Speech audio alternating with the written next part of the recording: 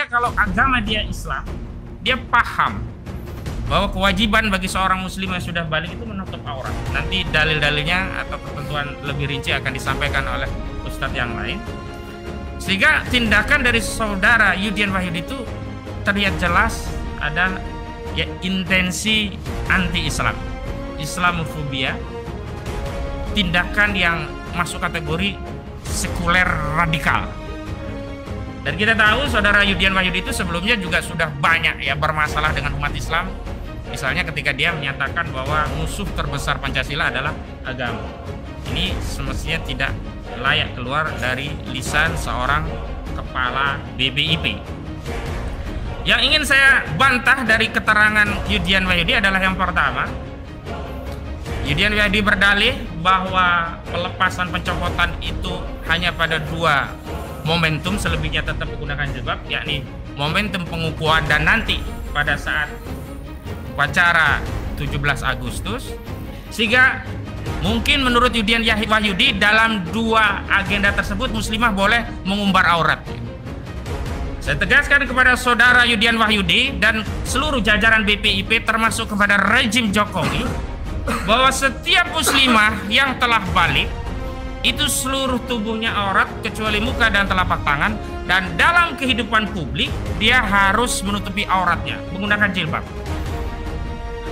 Tidak pilih-pilih hari, seluruh hari, kecuali dia ada di ruang privat, di kamarnya, di rumahnya boleh terlihat bagian-bagian auratnya oleh keluarganya. Tapi di ruang publik, apalagi ini acara kenegaraan ditonton banyak orang, tidak ada alasan sedikit pun yang membenarkan seorang muslimah membuka auratnya. Jadi jangan anggap sepele 2 momentum ini. Saudara Yudhian Wahyudi jangan menganggap sepele muslimah membuka aurat. Terkecuali ini dilakukan oleh non muslim, saya tidak akan komentar karena masing-masing agama ada ketentuannya. Lakum dinukum waliyadin.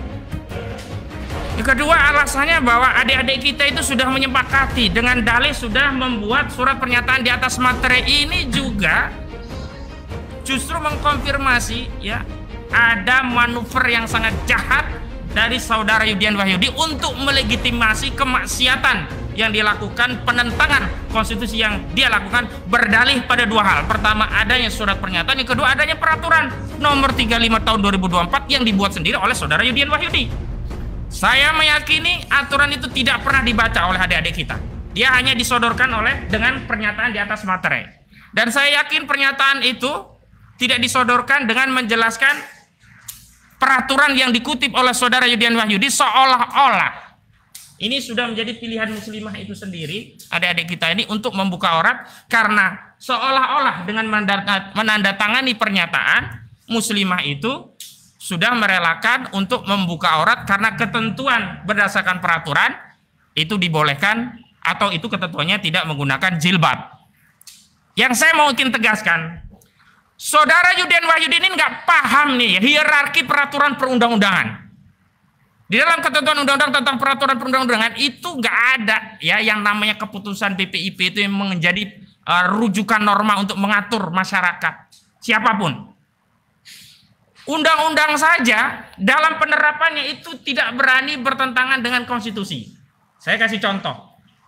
Di dalam KUHP, Kitab Undang-Undang Hukum Acara Pidana, dalam proses persidangan itu ada uniform, seragam yang harus digunakan oleh hakim, jaksa, juga advokat selaku pembela. Dan uniformnya itu ada toga, ada dasi toga, dan tidak pernah di dalam uniform, di dalam KUHP itu diatur memakai jilbab atau tidak. Tapi faktanya, apa pernah ada hakim yang menggunakan jilbab diminta menandatangani pernyataan dan melepaskan jilbabnya saat memimpin sidang?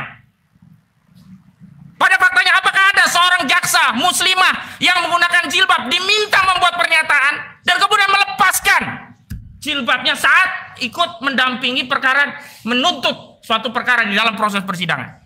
Seorang advokat yang muslimah ketika mendampingi kliennya di dalam proses persidangan berdasarkan KUHP, undang-undang lebih tinggi daripada produk hukumnya si Yudhian Wahyudi. Tidak pernah advokat itu diusir oleh hakim hanya karena menggunakan jilbab, dan tidak pernah disuruh tanda tangan, teken pernyataan macam-macam. Anda berusaha ya menipu publik, tapi Anda tidak bisa menipu nalar orang yang berpikir.